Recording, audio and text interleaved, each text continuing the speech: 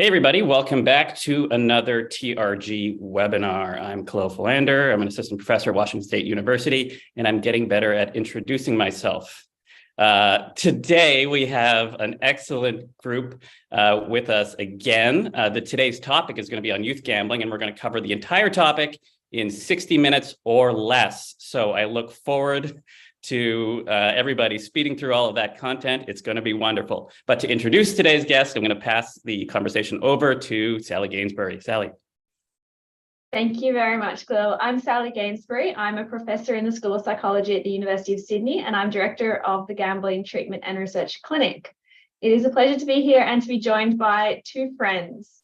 I am delighted to be introducing Professor Jeff Derevensky, who I have known for quite a number of years since I did postgraduate studies in Jeff's lab when I was in McGill.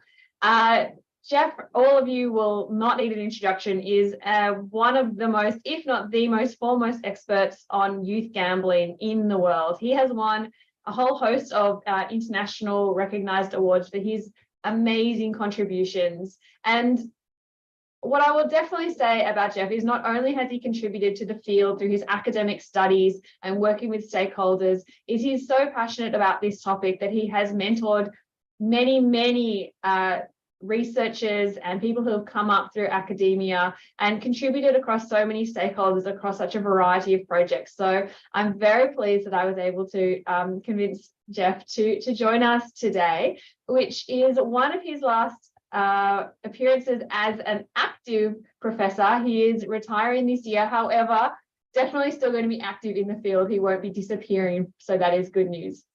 And then, as we love to do on the Technology Risk and Gambling webinar series, it is my absolute pleasure to be introducing Dr. Sasha Stark, one of our emerging research leaders. Sasha is currently working at GRIO in Canada as a senior research lead and has already in her relatively short career established quite a name for herself and led many studies, including those looking at youth gambling and digital health technology, working with cross stakeholders. She's really made a lot of contribution to the research, not only on youth gambling, but in the broader field. So it's going to be a really good conversation. Because there's anything you want to talk about on this topic, please pop it in the chat. We often have so many questions we run out. So if you have a burning question for either of our experts, pop it into the chat now. And please do have that dialogue amongst yourself if you are joining us live. I'm going to start by asking Jeff, you have had such a career and the field of youth gambling has changed a lot. Can you give us if you can, a bit of a rundown of where things were when you first started? What drove you to sort of join this and how things have progressed? Well, thank you for the kind introduction, Sally, and it's always a pleasure to work with you again, and Kahlil, and also Sasha. The area has changed dramatically. When we first began looking at youth gambling, we saw that there were a lot of prevalent studies that had been done by people like Henry Lasser, Dewey Jacobs, but nobody was really looking at some of the underlying factors, such as why are young people gambling? How did they get into trouble? How do you prevent young people who want to gamble from getting into trouble? At the same time, gambling was much more limited. Today, there are many more opportunities. Gambling has become much more normalized today. Not only can young people purchase lottery tickets, but they can engage in sports wagering, online wagering, social casino games. There's a wide variety of activities in which young people can engage. The other thing that I'd like to just mention, and that is the industry used to look at me as I was Darth Vader, and I was from the evil planet. And that has changed dramatically. I think the industry recognizes that this could become a problem, and they want to do good corporate social responsibility and harm minimization. And so they're much more likely to want to work with us in terms of developing more effective strategies and supporting a lot of the research that we're doing. Thank you, Jeff. And Sasha, you came at the field, obviously, after Jeff had already made an incredible contribution. What were you thinking when you first started working on the topic of youth gambling and looking at the literature and where things had come and where things were going? I was really impressed at really just how much depth in some areas there was in the topic. So as Jeff was describing, a lot of the work that himself and yourself, Sally, and other colleagues have done in this area has really shed a lot of light, I think, on why young people gamble, the types of things that they play on, and some of the harms that can result from that. One thing that's really hooked me in the research is the social aspect. As a sociologist, that's probably not much of a surprise to say that, but that's one of the pieces for young people that I think really is of interest to me, is kind of the prime age for that social learning piece. And so I think that's one of the pieces that really drew me in, was seeing the ways that those peer relationships, the family relationships, the marketing, all of that stuff can influence how youth play, the way they understand gambling, and then the impacts they can experience from that. So those are some of the things that kind of really drew me to it and kind of made me stay around.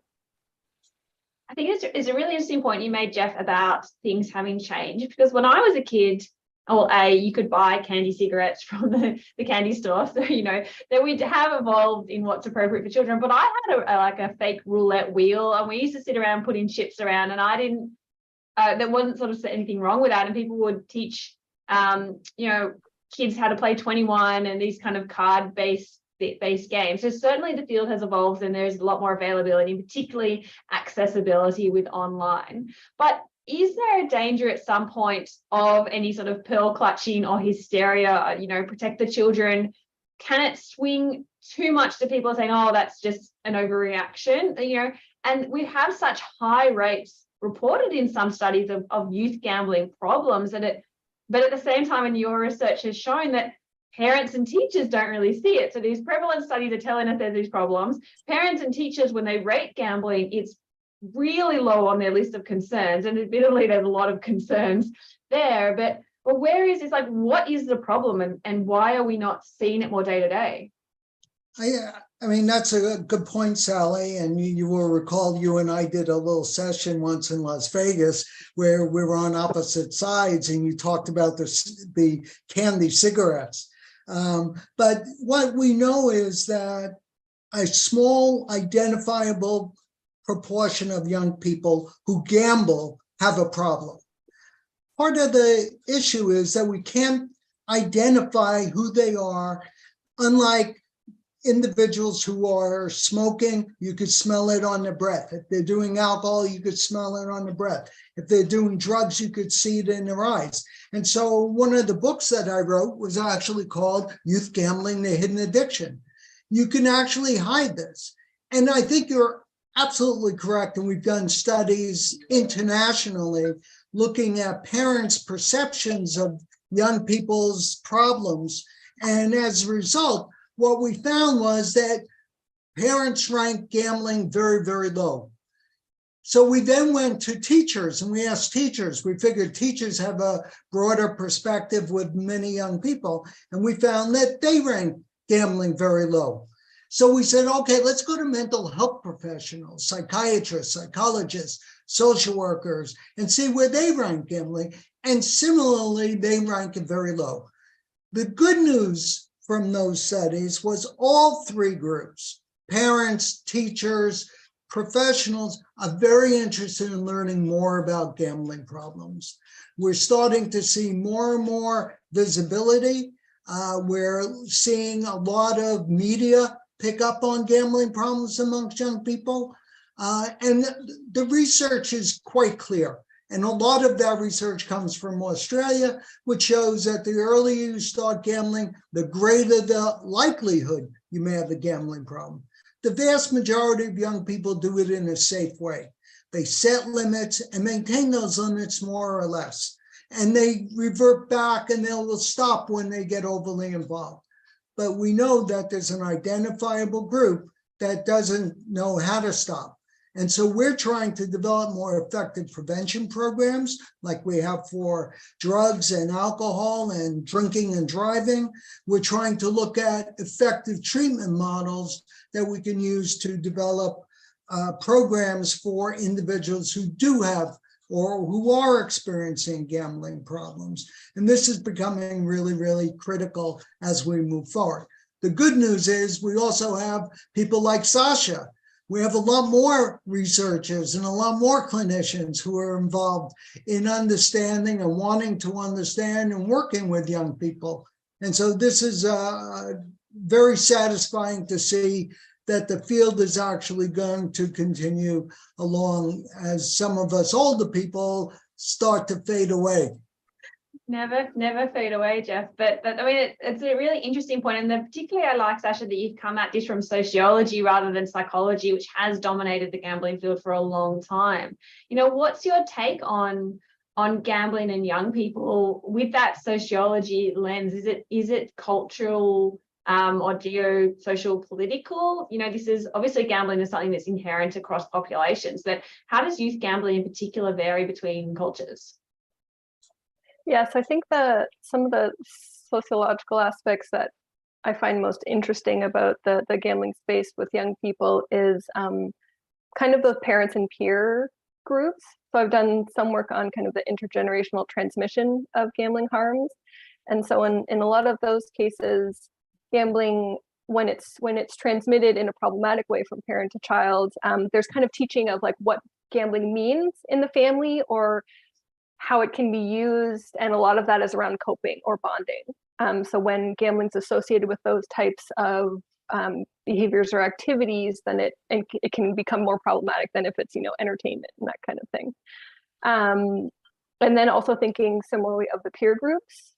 So that's where I think really kind of going back to your point, Jeff, about how things have, you know, changed a little bit, or how gambling formats are changing and how that might impact kind of the salience of this topic. I really want to do some work on sports betting and how the kind of learning and social aspect of sports betting, in particular, what that's like. And I know some research has looked into this and especially kind of among young males, and found that sports betting itself is really social. And through that sports betting, it's very social. So I think those pieces are really interesting. And I think that allows us to question kind of the what is gambling question, which I think in a lot of prevention programs, at least in some of the work I did when I was at the Responsible Gambling Council, getting young people to understand what is gambling, or even mental health professionals and teachers, I think that's sometimes a barrier. And these evolution of things, so the sports betting, the esports, the gaming and gambling convergence, I think those offer us a window into maybe expanding that relevance for parents and teachers and that kind of thing. And the other piece I think too, that's interesting to think about is in the context of all of the other things young people are experiencing in their lives. And in several ways, gambling kind of almost becomes more relevant if you think about it that way, because in the context of kind of mental health concerns related to the pandemic or social justice movements, which we know young people are very highly interested in those aspects, and knowing that gambling ties into those things in all of the research that we've all done, that there's links there. So I think there's an opportunity there to kind of expand that awareness. And also thinking too about digital well-being broadly. So people's level of kind of positive and negative outcomes or experiences online. Gambling fits into that, of course, with the various types of online gambling. And so what can we learn from including gambling in those conversations of kind of wider time we're spending online, and maybe bringing attention for young people, parents, teachers in seeing gambling kind of within that context. Yeah, I certainly agree with Sasha. I mean, I think it's really an important issue. Sports wagering is going to be the next big topic in North America, as more and more governments are permitted to operate sports wagering, legalized sports wagering. We know that it's been legal in Australia, in the UK, and in other jurisdictions for many years. But I think it's a whole new set of behaviors that we're going to have to look at, especially when you don't have to wager on the outcome of the game only. You can wager on who's going to be ahead in the first quarter or the first half. You could bet on whether or not the football quarterback's girlfriend is wearing a red blouse or a blue blouse. So this is becoming a growing problem. We have had more calls to helplines throughout the United States once sports wagering has been operated by or legalized and controlled by government. So this is going to be a huge problem. The other thing I would like to say is, when people say, well, where's the problem? I say, follow the money. Wherever there's money to be made, who's the biggest, who's most addicted to gambling? And it's our governments. Our governments are addicted to the revenues that are being generated. And as a result, in certain jurisdictions, at least, and in Canada is a good example, where government is giving a fair amount of money back for research and for treatment and for prevention. This becomes really important. In jurisdictions like the US, very little money is being spent in terms of prevention and treatment.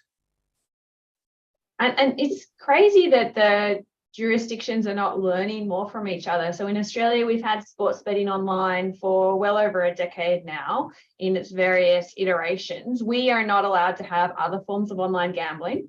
So we only have sports and race bettings and lotteries legally provided. But because they're legal activities, they can be provided across Australian jurisdictions. So that means within states, similar to sort of provinces in Canada and states in they're not geolocated, for example. So you can bet in an operator license in a different state.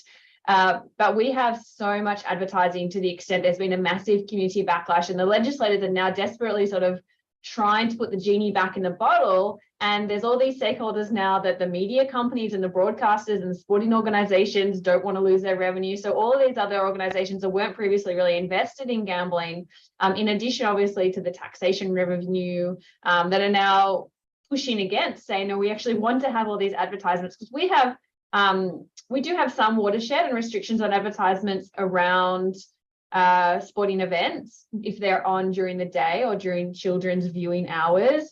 But it certainly isn't stopping sporting advertisements, and it's really widely available. And I don't want to spend the whole hour talking about the impact of ads and promotions and things like that, but is that certainly a contributor? And the other question I want to pick up on, if kind of in relation to this wagering topic, is it youth gambling or is it young men gambling? Do we see similar levels of gambling engagement and potential gambling problems amongst young women as well? Yeah, the answer is yes. But certainly males are predominant. The same way there are more problematic male adult gamblers than females, but females are actually catching up. What's interesting, and I don't want to belabor the point on sports wagering, but we're starting to see a large number of females wagering on sports. And so this is, again, a growing concern. In every jurisdiction in the United States, which has legalized sports wagering, the number of calls to helplines have dramatically increased. And predominantly, as you say, mostly amongst young males. Young males and youth in particular think that they're smarter than everyone else. They can predict the outcome of all kinds of events, and that they don't need any help. That's one of the reasons why young people don't go for treatment. If you ask them, they'll tell you, I could stop whenever I want. But the reality is I don't want to stop, because it's not about the money.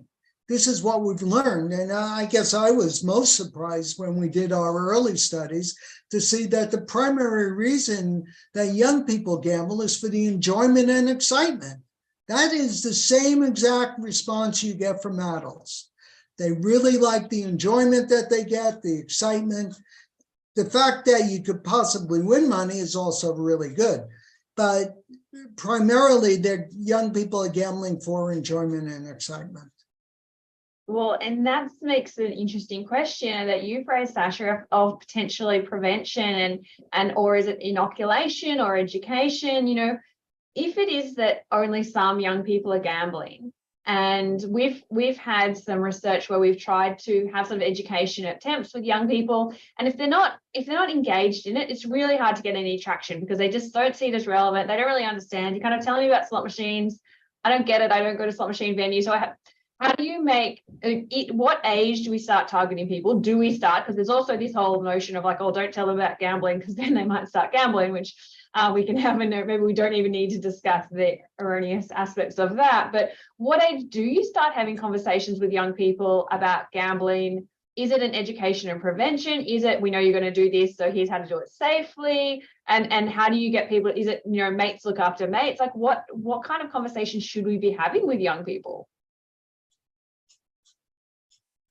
Sasha, I think do you that, want to? yeah, I'll let Jeff take the age question because I feel like he has an answer for that one. But some of the prevention program thoughts that I have to really support with what you're saying, Sally, in terms of like relevance of how do we make it relevant to them, how do we make it appropriate age-wise. I think there might be benefits for us in broadly continuing to try to include gambling under kind of the broader mental health umbrella. So under programs, resources, professionals who are already successfully working with young people to also include content in gambling and thinking also similarly in the kind of digital well-being space. So if we're talking about people about cybersecurity or how to be safe in social media, I think including gambling in these other spaces where we're seeing traction, where we're seeing perhaps more attention in the prevention space might bode well for us, knowing that some of the principles are going to be the same and that it might also increase kind of the relevance of the messaging as well, if we're saying, in addition to these other behaviors or these other places you're spending your time. Yeah, I certainly agree with Sasha. We've done some research and there's been some other research that's been done in Spain that looks at the mental health correlates of young people who have gambling problems. And I think overall, if we would introduce this into our mental health curriculums, along with things like drug use and alcohol use and other high-risk behaviors, we would have a better shot at educating young people. The other thing I want to mention, though, is we don't really have great longitudinal research amongst young people. So we don't know whether or not the issues that we're talking about today will impact them 5 years from now and say, gee, I do remember they introduced this in my school system. And so I think that's another issue that we really have to look at. Now, why don't we have longitudinal research? It's just too costly to do. And governments are not really interested in doing these long-term longitudinal type research programs around gambling issues. But I certainly agree with Sasha. I think there are a lot of other issues that we also have to look at in terms of how we address the problem gambling amongst young people. And what is the mechanism for this? You both of us talked about schools and curriculums. Is it primary school, high school, college? And is it through the schools? What about Ted Hartwell's had a question here where he's talked about parents. Is there a role of educating parents, or do we go through sporting organizations? Like, how do we hook in and create a mechanism or a way to access young people? Because at least in Australia, teachers are pushing back massively at anything else you're trying to add to the curriculum. There's so many things, social media and cyberbullying, like there's so much that up there being expected to teach in addition to academic work. So is it, what is the pathway to accessing young people? I think Ted's right also that parents are really unaware. So most of our prevention work, and I'm talking globally now, has been at the school level. And the reason for that is quite simple. We have a captive audience and we can work with young people. There is a lot of research that was done in Canada as well as in Australia that shows that young people who have gambling problems start fairly early. And so they start around 9 and 10 years of age. So we have developed curriculum that goes down to grade 3 or 9 and 10-year-olds, all the way up through high school. And there's curriculum also that's being done for college students as well. We're actively involved in working with the National Collegiate Athletic Association in the US, where they're trying to prevent college student athletes from having gambling-related problems. So this is an important thing. When it comes to parents, they're a much tougher audience to reach.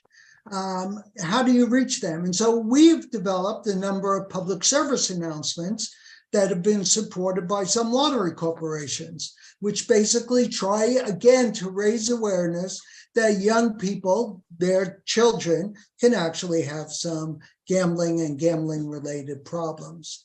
We're trying to do more work with different societies. So, for example, I've done a lot of work recently with the Canadian Pediatric Society, trying to get pediatricians to understand that this is a growing problem.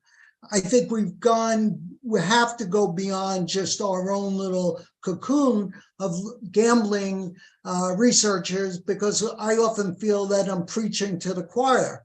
And so if we can go into different fields and present there, then I think that's important. And if you follow some of the work that I've done, we've tried to always look at different places to publish, where there would be different audiences, so that to raise awareness that this becomes a major problem. I do an awful lot of media work, and not because I, like to hear myself talk on the radio or TV, but that's a great forum for addressing issues with parents. And so as an example, as we move into the holiday season now, we have our holiday campaign, which is supported by every single lottery corporation in Canada and the US, and multiple lottery corporations around the world, urging parents not to buy lottery scratch tickets for underage minors.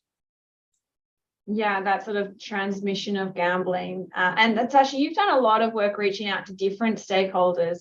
I mean, what is your take on what Jeff's saying, and your thoughts about how we can start getting the message out? Yeah, Sally, when you were listing, like, is it this way or is it this way or is it this way, I was thinking like, yes to all of the above, if possible. So I think kind of like what you were saying, Jeff, about trying to get this information, or even just a couple of nuggets of information, in as many places as possible, and as many touch points for young people, for parents, for mental health professionals, et cetera, I think is can be really beneficial to us. I mean, we've seen, like you were saying, Jeff, movement in a couple of jurisdictions to have physicians aware of kind of the signs, or a couple of screening questions. So I think in as many touch points as we can, I think it would be really great to include that information. One other aspect too is not only just the normalization of gambling, but can we normalize how to reduce harms related to.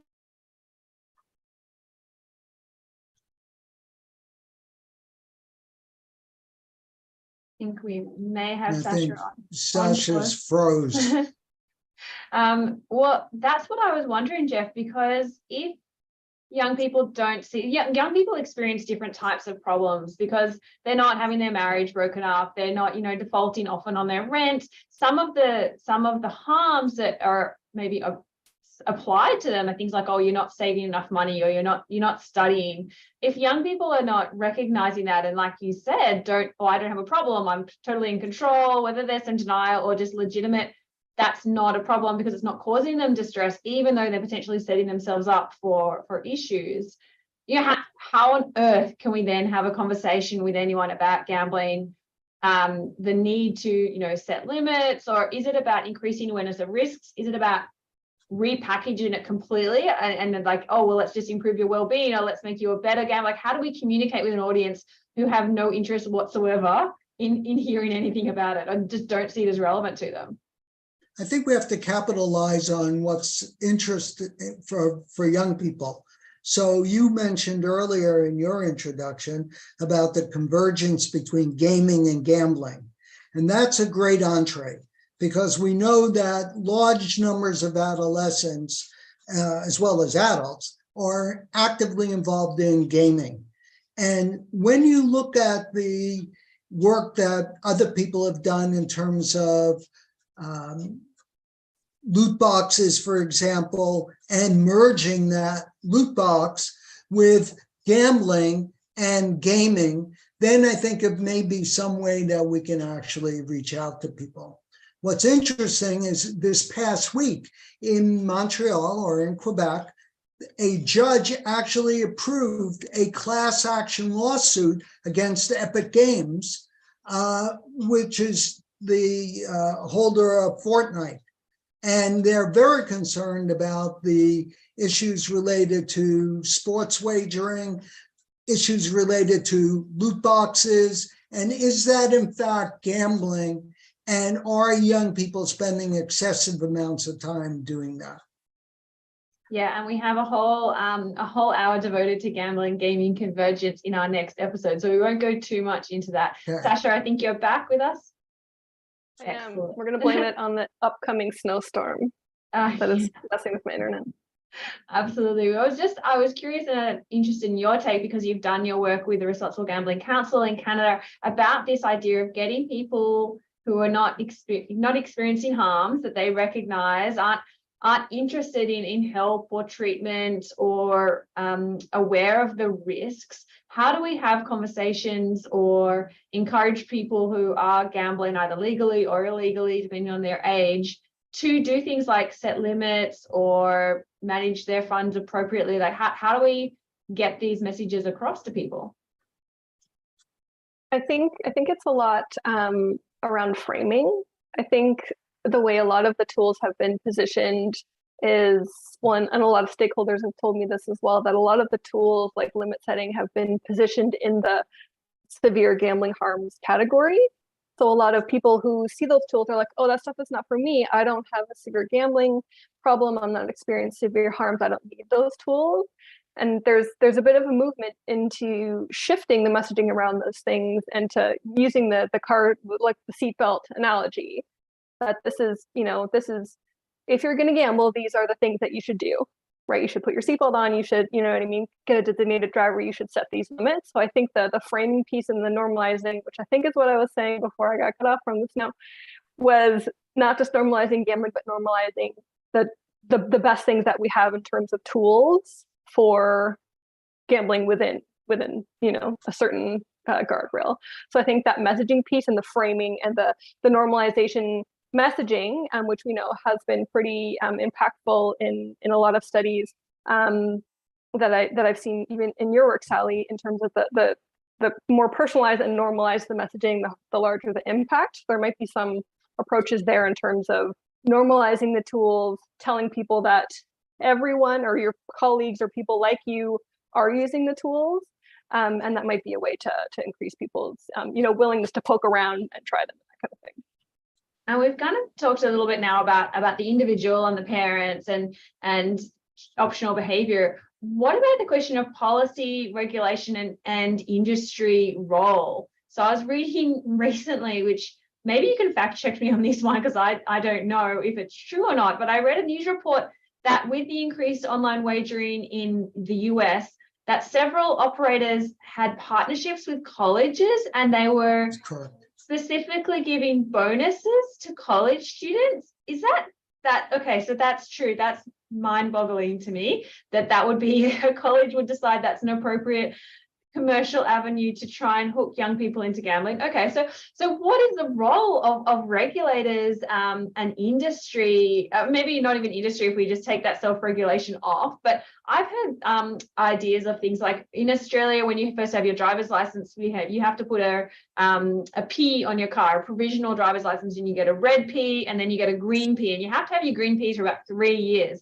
and you're not allowed to go above 80 kilometers an hour. And I think your red Ps, you are not actually allowed to drive more than one person in your car after a certain time. It's essentially recognizing that young people are having massive accidents, and that just everyone gets a limit, no matter how good a driver you are. If you're below a certain age or have only been driving for a certain number of years, you are just fundamentally not allowed to do things. Can we have a similar thing for young people, whereas if you're of a certain age, your account is just capped and you cannot gamble more than a certain amount? Like, or do we ban it or increase the age of gambling? What should policies and regulators be doing in this space? Well, that's an interesting point you've raised, Sally. two things I'd like to say. One is there has been some work that was done in Norway where they raised the age for gambling on gambling machines, on EGMs or on VLTs, whatever you want to call them. And that showed an actual decrease in young people's gambling behavior. So that's an important piece that I think we should be looking at. At the same time, there are not regulators who are mandating this, but there are gambling operators who have different limits for online gambling for young people. So they may have a different limit. Maximum amount of money is reduced for daily gambling, weekly gambling, monthly gambling for 3 years. And then after that, it then goes to the adult form of gambling. So I think that's a good step, and I think it's a good step towards responsible gambling. I've worked with a number of gambling operators who are very interested in, who have done that, and I'm working with gambling operators who are contemplating doing that.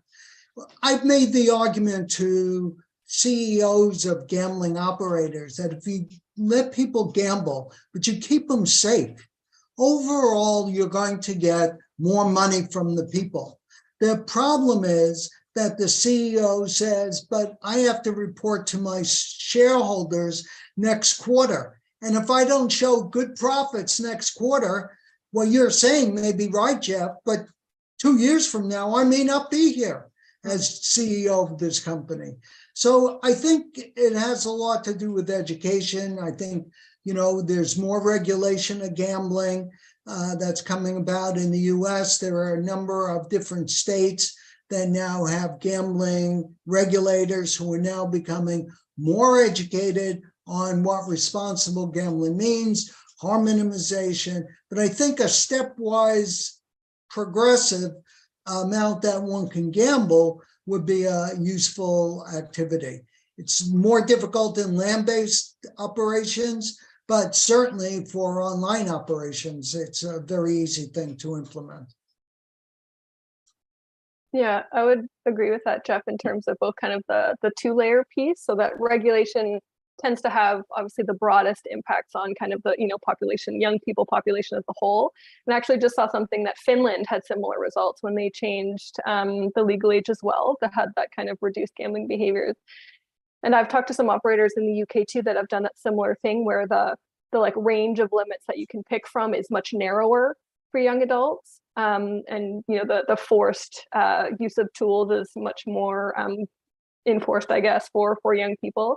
So seeing those two levels of those approaches, and I think too, like you're saying, Jeff, beyond just even the young people focused regulations and operator policies, is that shift in focus or salience of this kind of safer gambling or reducing harms approach. And I think having it tied to kind of those CSR things, and even now that ESG approach, so the focus on ESG, I think having safer play within those pieces gives certain people in corporate spaces ability to put more emphasis on this piece, on this kind of protecting players piece, because it fits within some of those things. And one last thing too that I've seen is around messaging for young people, that some operators are kind of taking that piece to heart, and like, how can we make these messages for use of tools, for how to set limits, for how to think about your play intentionally, how can we make them particularly relevant for young people? Because we know that most messages broadly don't necessarily just resonate with 18 to 24-year-olds or legal age to 24, 25-year-olds. So I think that's a piece too where I think we're seeing a bit of progress, is like tailoring the tools to them, and also the messaging and the content around the tools to make sure they're kind of relevant and interesting to young people. And I think we have to continue to look at the types of messages that we're doing. Kahlil's done some work in this area. Michael Wall has done work in looking at positive approaches as well. I think there's going to be a lot of trial and error, but I think we have to also look at it empirically to see what is working and what's not working. but maybe it's not just what is working, but for whom is it working?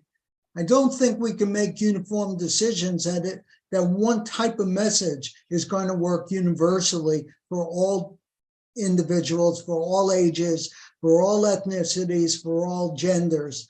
So I think we have to really begin to tear it down and look very specifically at who we're targeting and why are we targeting these people. I think that's really important, Jeff, because a lot of those strategies, I really like that idea, Sasha, of sort of renormalizing what's appropriate. So looking at things like the behavioral insights team in the UK, I've done some interesting work looking at anchors. And when you're placing a limit, if you have really, or if you're making a deposit and they kind of automatically suggest that you put in, like £200, £500, £1,000, compared to if you put in, £2, £10, £50, it changes. Or if you just have a blank box, and then that's a simple thing. Things like defaults and anchors are ways that, without even restricting young people, you could just have them see a different behavioral design that's encouraging them, and that's then renormalizing what is appropriate. Okay, so if the highest suggested anchor is £50, that must be what most people don't do. That I should pick the middle option. It's using these behavioral frameworks so when young people are initially learning to gamble, that's what they're thinking, that's what you do. So that's kind of a piece about when people are starting out and normalizing the agenda.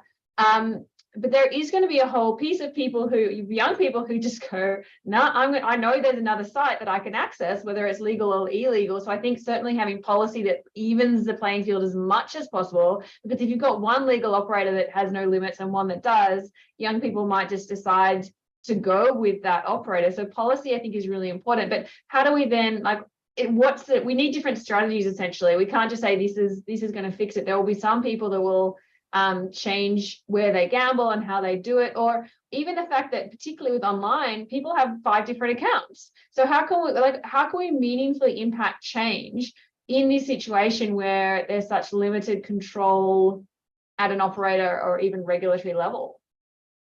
Well, I think you can actually, the UK is trying to do this, so that when you sign on or self-exclude from one online operator, you wind up self-excluding from all the operators. If you set limits in one, you should be able to maximize and set those limits right across the board. One of the things that we're looking at is personalized normative feedback.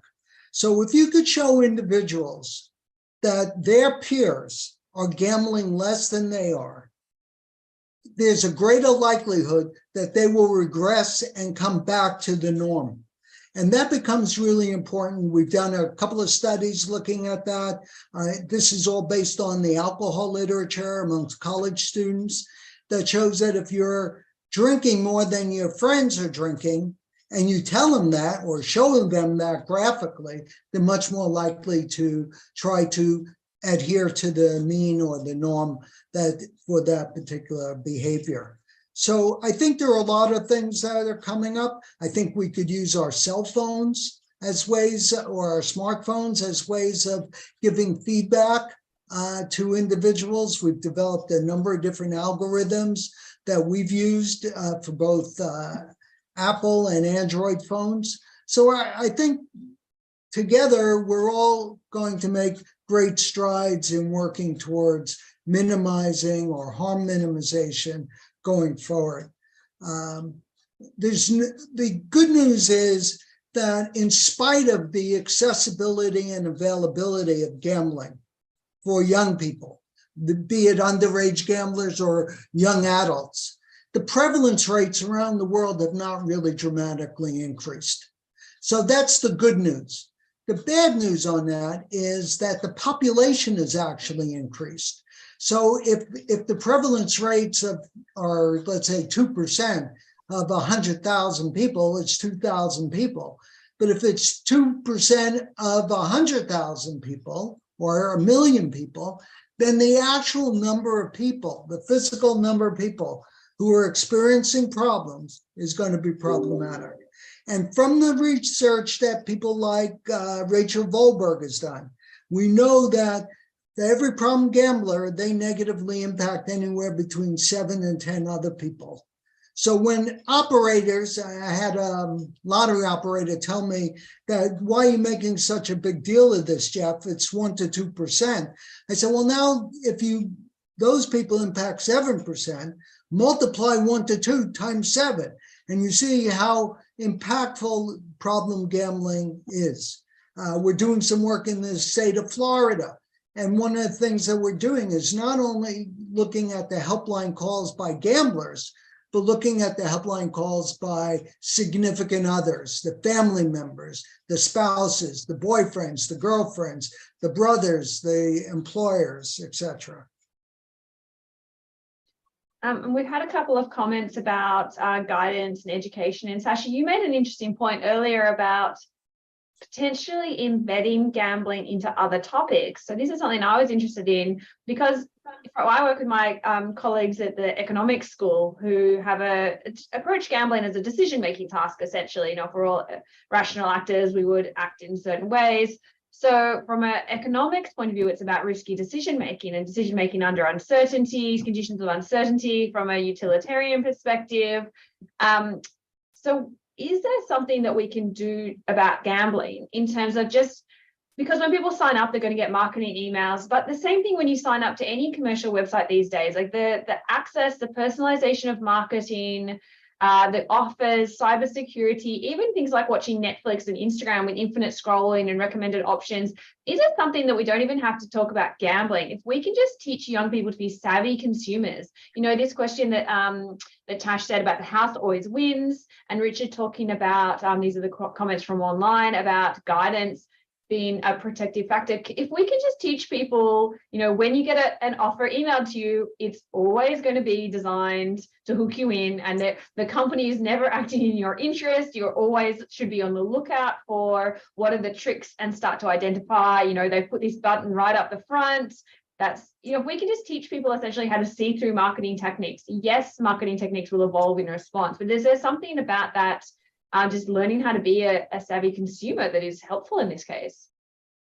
I think so, for sure. And I've seen some, I think it was nonprofits or maybe government organizations that have done that with children. They've taken kind of young people and done media training, for lack of a better term, with them to teach them those things. And I think that can be really impactful, because I think, you know, kids are really open to being critical, you know, of the things that they're seeing, and that's a really good skill to teach them.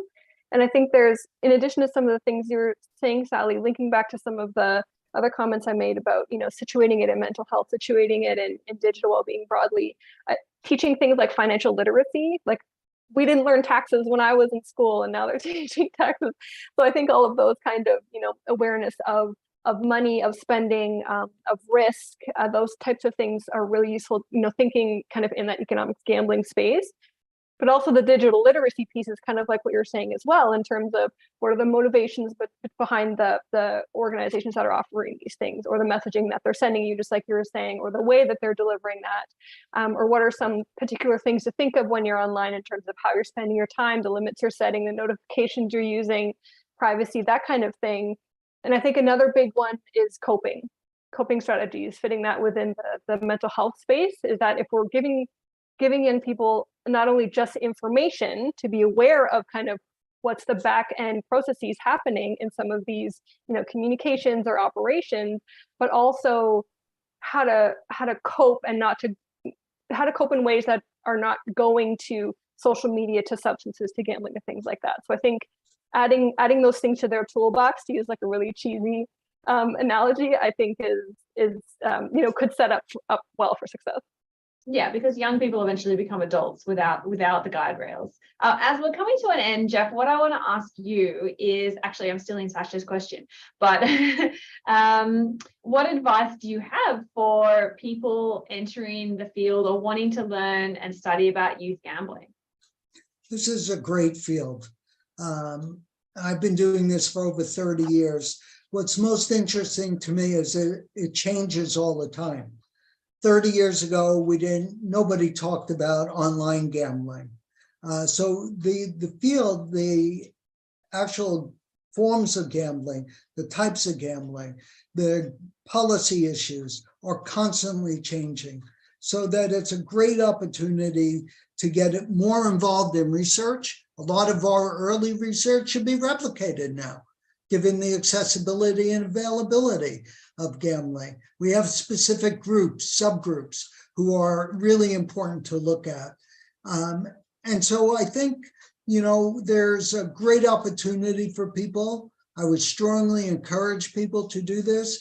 Our gambling conferences continuously are growing, and they're growing with young people like Sasha, who are highly motivated, smart, able to decipher what's important and what's not important. So I would strongly support anyone who's interested getting involved in this, just as you and I did, Sally, and as Sasha's doing now. And thank you, Jeff. And Sasha, what's on your wish list? What would make your world, your life easier in terms of progressing these topics? Research money is an easy option, but low-hanging fruit there. As we all know, research dollars would be amazing. But I think something that would be really interesting is access to data, especially among player data for young people, to kind of confirm some of these things that we're thinking that may be out there. I think more research on the social aspect would make me particularly happy in terms of what are the social factors contributing to how people are playing, the harms they may or may not experiencing, the values they associate with their play, and even impacts. So the impacts it's having on friends and on family, because we know in some health messaging that can really resonate with people and help them kind of think about critically their behaviors. And then the last thing I think would be kind of this risk resilience piece, and also kind of young person like participatory work. I'd love to have more chance to do that type of thing. I've talked with some charities, a lot in the UK and some in Canada, who have young people as part of their teams who are doing that peer work, who are really driving this work in the context of their lived experience as a young person, which I'd like to do more work on. And then that risk resilience piece, especially knowing in COVID how both the risks that young people experience and the resilience they've shown, and how we can tie that more into other work around kind of digital well-being, gambling, and that kind of thing. Well, thank you so much. I'd add to my wish list is the continuing conversations and the multidisciplinary interests. I'm working with colleagues across the University of Sydney and across other universities in Australia within a team called the Life Course Centre. And the goal of the project, quite a large overarching project, is to disrupt the intergenerational transmission of harm and poverty across generations. And gambling is one of the modes that we're looking at because it has such broad impact. So I've now got colleagues interested in looking at this from financial well-being perspective, from circadian rhythm and neuroscience of sleep perspective. So just having these conversations, because gambling is one of those broad topics that impacts so many interdisciplinary aspects. I'm working with people from business school, from law, from neuroethics. So I would encourage you to, echoing Jeff's point, anyone listening here, to just have conversations with everyone you meet, regardless of their background, because you will find a way that gambling is relevant to their job, their interest, their role. And the more people who are aware of this issue and interested in working and contributing towards it, the more progress we are going to make, which certainly we've seen in the last few years as this has become more of an appropriate topic to talk about. I'm going to say a big thank you to you both, and then I'm going to hand back to Kahlil to wrap us up for today and introduce our last webinar as a preview for next week. But a huge thank you, Jeff and Sasha, for sharing your time, your expertise, your thoughts and contributions with us all. It has been extremely interesting and valuable. Well, thank you, Sally. Yeah, thanks so much.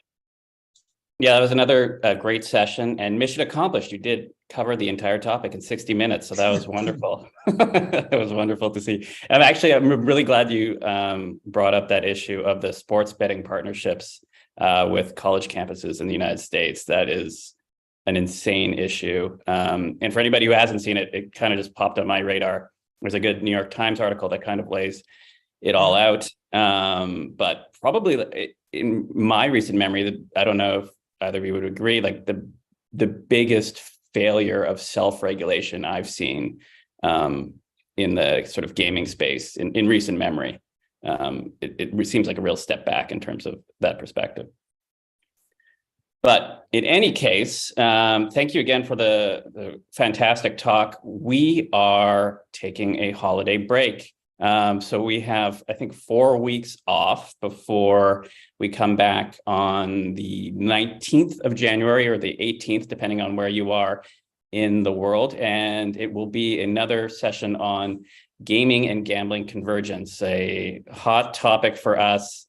It says on our website, take 3. I feel like we've already done 3 of them, and this might be number 4, but I could be off. But Jim Sauer, David Zendo, Leon Shao, and Elena Petrovskaya, I think 3 of those people have already spoken on the seminar, which actually brings me to another point, which is if you go now to our website, and there's a link in the show notes to get you there. If you look on the right-hand side, there is a box where you can suggest topics of what do you want to see discussed. I feel like we haven't done any actual statistics on it, but all of our speakers are very overweight on Canadians and Australians because of the social networks that Sally and I have run into, and probably our social networks from, I don't know, 2019 or before, because I haven't met a single new person in the last 3 years. So if there is anybody that you think would be a good speaker or even a topic, and we can start to find speakers, please just throw those in there. Nominate yourself. That's great too. I think if we can easily source speakers, we'd probably do this a lot more. So I see Sally nodding there and smiling. But in any case, I am talking too much already. So I'm going to thank the Brain and Mind Center for helping us put this on, as well as Herschenstein doing a lot of the work in the background for all of us. And with that, we'll see you in a few weeks. Make sure you subscribe to our YouTube channel to get reminders. And you can also get email reminders on our website. All right. Thank you to our guests, and thank you, Sally, and we'll see